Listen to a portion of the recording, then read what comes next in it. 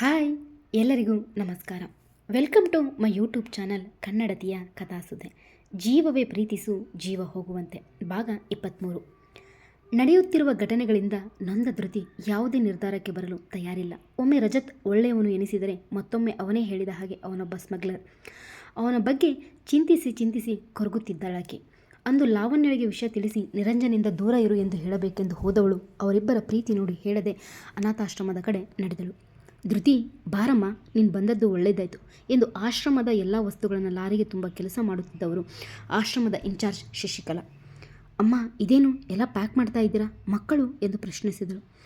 ಆಶ್ರಮದ ಟ್ರಸ್ಟಿ ಇದ್ದಾರಲ್ಲ ಪ್ರಕಾಶ್, ಅವರು ವಾರದ ಹಿಂದೆ ತೀರಿ ಹೋದರು. ಅವರ ಮಕ್ಕಳು ಆಸ್ತಿ ಭಾಗ ಮಾಡಿಕೊಂಡರು.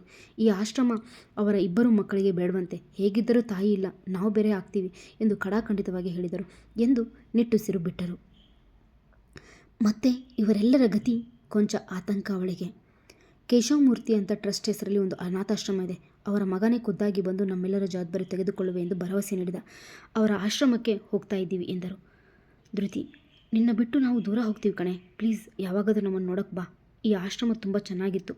ಅಲ್ಲಿ ಹೊಡಿತಿರೋ ಊಟ ಸರಿಯಾಗಿ ಕೊಡ್ತಾರೋ ಇಲ್ವೋ, ನಿನ್ನ ಹಾಗೆ ಡೈಲಿ ಐಸ್ ಕ್ರೀಮ್ ಕೊಡಿಸ್ತಾರೋ ಇಲ್ವೋ ಎಂದು ಅಳುತ್ತಿದ್ದ ಗೌತಮ್ ಒಂದೆಡೆ ಅವನ ಸಮಕ್ಕೆ ಕುಳಿತಳು. ಎಲ್ಲರನ್ನು ಬಿಗಿಯಾಗಿ ಅಪ್ಪಿದಳು. ಇಲ್ಲ ಕಣ್ರು, ನೀವೆಲ್ಲೇ ಹೋದರೂ ನಾನು ಬರ್ತೀನಿ. ಅಲ್ಲಿ ನಿಮ್ಗೆ ಹಿಂಸೆ ಕೊಟ್ಟರೆ ನಂಗೆ ಹೇಳಿ ಆಯಿತಾ ಎಂದು ಅವರನ್ನು ಸಮಾಧಾನಿಸಿದಳು. ಅಮ್ಮ, ಆಶ್ರಮದ ವಿಳಾಸ ಕೊಡಿ, ನಾನು ಬರ್ತೀನಿ ಎಂದಳು. ಮಡಿಲು ಎಂದು ಅಡ್ರೆಸ್ ಕೊಟ್ಟರು. ಹೆಸರಿನಲ್ಲೇ ನೆಮ್ಮದಿ ಇದೆ. ಸರಿಯಮ್ಮ, ಇವತ್ತಾಗೋದಿಲ್ಲ, ಮತ್ತೆ ಅವತ್ತಾದರೂ ಬರ್ತೀನಿ, ನೀವೆಲ್ಲ ಹುಷಾರು ಕಣ್ರು ಎಂದವಳು ಭಾರವಾದ ಹೆಜ್ಜೆಗಳನ್ನಿಟ್ಟು ಹೊರಟಳು. ಹಾಯ್ ವರ್ಷ, ಇವತ್ತಿನ ನ್ಯೂಸ್ ಇದೆ. ಈ ಊರಿನಲ್ಲಿ ಪದೇ ಪದೇ ಕರೆಂಟ್ ಇರೋದಿಲ್ಲ. ಮಂತ್ರಿಗಳೇ ಖುದ್ದಾಗಿ ನಿಂತು ಸರಿ ಮಾಡಿಸಿದರೂ ಅಲ್ಲಿನ ವ್ಯವಸ್ಥೆ 2 ದಿನ ಸರಿ ಇರೋದು ಎಂದು ಅಲ್ಲಿನ ಹಳ್ಳಿಗಳಿಗೆ ಸಂಬಂಧಿಸಿದ ನ್ಯೂಸ್ ಕೊಟ್ಟಳು. ಹೋ, ಓಕೆಮ್ಮ. ಯಾಕೆ ಇತ್ತೀಚೆಗೆ ಈ ಕಡೆ ಬರೋದೇ ಇಲ್ಲ? ಎಕ್ಸಾಮ್. ನಾನು 1 ತಿಂಗಳು ರಜೆ ಕೇಳ್ತೀನಿ, ಇಲ್ಲ ಕೆಲಸಕ್ಕೆ ರಿಸೈನ್ ಮಾಡ್ತೀನಿ ಎಂದವಳ ಮಾತಿಗೆ ಒಮ್ಮೆ ಅನುವಾದಿಸಿದಳು ವರ್ಷ. ಓಕೆ, ಯುವರ್ ವಿಶ್ ಎಂದು ಅವಳನ್ನು ಸಾಗು ಹಾಕಿ ರಜತ್ ಪ್ರದೀಕ್ ಅವರಿಗೆ ಫೋನ್ ಮಾಡಿ ವಿಷಯ ತಿಳಿಸಿದಳು. ರಜತ್ ಪ್ರದೀಕ್ಗೆ ಫೋನ್ ಮಾಡಿ 1 ತಿಂಗಳು ರಜೆ ಕೊಡುವಂತೆ ತಾಕೀತು ಮಾಡಿದ. Shell I get in your sir ಎಂದು ಧೃತಿ ಒಳಗೆ ಬರುತ್ತಿದ್ದಂತೆ 1 ತಿಂಗಳು ರಜೆ ಕೊಟ್ಟಿದ್ದೀನಿ, ಹೋಗು, ವರ್ಷ ಹೇಳಿದ್ಲು ಎಂದವ ಫೈನಲ್ಲಿ ಮುಖ ಒದಗಿಸಿದ. ತುಟಿ ಕೊಂಕಿಸಿ ನಕ್ಕಳು ಅಲ್ಲಿಂದ ನಡೆದಳು. ಈ ಬಾರಿ ತುಂಬ ದೊಡ್ಡ ಪ್ಲಾನ್ ಹಾಕಿದ ಧೃತಿ ಅವನಿಗೆ ಎಲ್ಲ ಕಡೆಯಿಂದಲೂ ತಪ್ಪು ಮಾಹಿತಿ ದೊರೆಯುವಂತೆ ಮಾಡುತ್ತಿದ್ದಳು. ಆದರೆ ತನ್ನ ಓದು ತುಂಬ ಮುಖ್ಯವೆಂದು ತಿಳಿದು ಓದಿನತ್ತ ಗಮನ ಕೊಟ್ಟಿದ್ದಳು. ಈ ನಡುವೆ ಅವಳು ಅನಾಥಾಶ್ರಮದ ಕಡೆ ಹೋಗಲು ಸಮಯವೇ ಸಿಗಲಿಲ್ಲ. ಅದೊಂದು ದಿನ, ಗೌರಮ್ಮ, ನೀನು ನನ್ನ ಮಗಳ ಮದುವೆ ಮಾಡಿಸಿದ್ದು ಅಲ್ವಾ? ಅವಳ ಜೀವನ ತುಂಬ ಚೆನ್ನಾಗಿದೆ. ನೀನು ಅವರ ಮಗನಿಗೆ ನಾಮಕರಣಕ್ಕೆ ಬರಲೇ ಇಲ್ಲ ಎಂದು ಮನೆಯೊಳಗೆ ಬಂದರು ಪಕ್ಕದ ಊರಿನ ಶಾರದಾ. ಬಾ ಶಾರದಾ, ಇವತ್ತು ಬಂದ್ಯಾ? ನನಗೂ ಬರೋಕೆ ಆಸೆಯೇ, ಆದರೆ ಮೊಣಕಾಲು ನೋವು ಎಂದರು. ಧೃತಿ ಇದ್ಲಲ್ಲ, ಅವಳನ್ನಾದರೂ ಕಳಿಸಿ ಎಂದವರ ಮಾತಿಗೆ ಒಪ್ಪಿಗೆ ಧೃತಿ ಬಲವಂತ ಮಾಡಿ ಅವಳನ್ನೇ ಕಳಿಸಿದರು. ಸಂಜೆ ಆರಾದರೂ ಮೊಮ್ಮಗಳ ಸುದ್ದಿ ಇಲ್ಲ. ಭಯಗೊಂಡು ಬಾಗಿಲಲ್ಲೇ ನಿಂತರು. ಅಮ್ಮಮ್ಮ, ಯಾಕೆ ಹೊರಗೆ ನಿಂತಿದ್ರಾ ಎಂದು ಆಗಿನ ಮನೆಗೆ ಬಂದವ. ಧೃತಿ ಪಕ್ಕದೂರಿಗೆ ಹೋಗಿದ್ದಾಳೆ, ಇನ್ನಾದರೂ ಬಂದಿಲ್ಲ ಎಂದು ತಮ್ಮ ಭಯ ಹೊರಹಾಕಿದರು. ತಕ್ಷಣ ಏನೋ ನೆನಪಾದಂತೆ ಹೋ ಶಿಟ್ ಎಂದು ಅಲ್ಲಿಂದ ಓಡಿದ. ಈ ಅಜ್ಜಿ ಬರೀ ಇಂಥದೇ ಮಾಡೋದು. ನಾನು ಎಷ್ಟು ಸಲ ಹೇಳಿದ್ದೆ ಹೋಗಲ್ಲ ಅಂತ, ಇವರೇ ಬಲವಂತ ಮಾಡಿ ಕಳಿಸಿದ್ರು. ಇವತ್ತು ಬೇರೆ ಬಸ್ ಸ್ಟ್ರೈಕ್, ಆ ವಯ್ಯ ಡ್ರಾಪ್ ಮಾಡ್ತೀನಿ ಎಂದ, ಅರ್ಧ ದಾರಿಗೆ ಇಳಿಸಿ ಹೋದ ಎಂದು ಬೈಯುತ್ತಾ ಒಬ್ಬಳೇ ರೋಡಿನಲ್ಲಿ ನಡೆದು ಬರುತ್ತಿದ್ದಳು. ದುಡುದುಡು ಎಂಬ ಬೈಕ್ ಸೌಂಡ್ ಕೇಳಿಯೇ ತಿಳಿಯಿತು ಹುಡುಗಿಗೆ ಇದು ರಜತ್ ಬೈಕ್ ಎಂದು.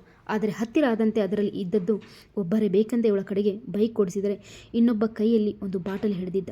ಇನ್ನೇನು ಅವಳ ಮುಖಕ್ಕೆ ಎರಚಬೇಕು, ಧೃತಿ ಕೈ ಹಿಡಿದು ತನ್ನೆಡೆ ಎಳೆದುಕೊಂಡ ರಜತ್. ಅವನ ಕೈ ಮೇಲೆ ಚೆಲ್ಲಿತ್ತು ಆ್ಯಸಿಡ್.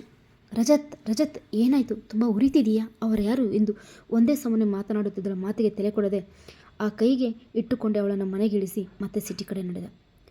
ರಜತ್, ಯಾಕೋ ಅರ್ಜೆಂಟಾಗಿ ಮೀಟ್ ಮಾಡಬೇಕು ಅಂದೆ ಎನ್ನುತ್ತಾ ಬಂದ ನಿರಂಜನ್ ಜೊತೆ ಕೈ ನೋಡಿ ಶಾಕ್ ಆಗಿ ನಿಂತುಬಿಟ್ಟ. ಮುಂಗೈಯಿಂದ ಮನೆಗೆವರೆಗೂ ಸುಟ್ಟಿದೆ. ಮಧ್ಯಾಹ್ನ ಇನ್ಫಾರ್ಮೇಷನ್ ಬಂದಿತ್ತಲ್ಲೋ ಧೃತಿಗೆ ಆ್ಯಸಿಡ್ ಹಾಕ್ತಾರೆ ಅಂತ.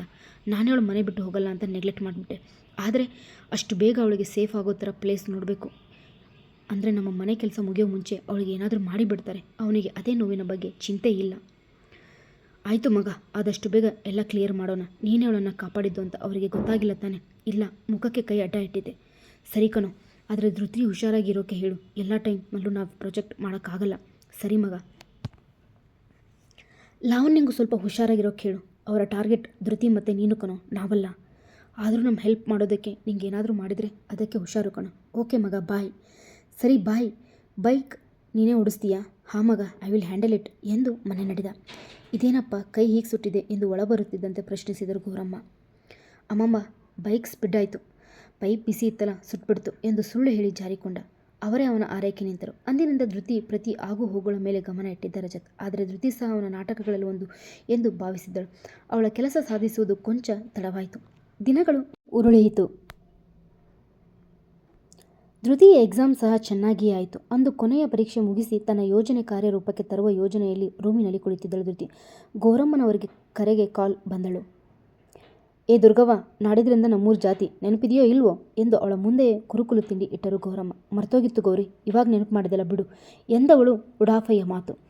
ನೀನು ಇಷ್ಟು ಬೇಜವಾಬ್ದಾರಿ ಆಗ್ಬಿಡ್ವೆ ಎಂದು ಅವಳ ಪಕ್ಕ ಕುಳಿತಳು. ಅಮ್ಮಮ್ಮ, ಎಷ್ಟು ದಿನ ಜಾತ್ರೆ ಮತ್ತು ಹಬ್ಬದ ವಿಶೇಷ ಏನು ಕುಳಿತಲ್ಲೇ ಕೇಳಿದ ರಜತ್.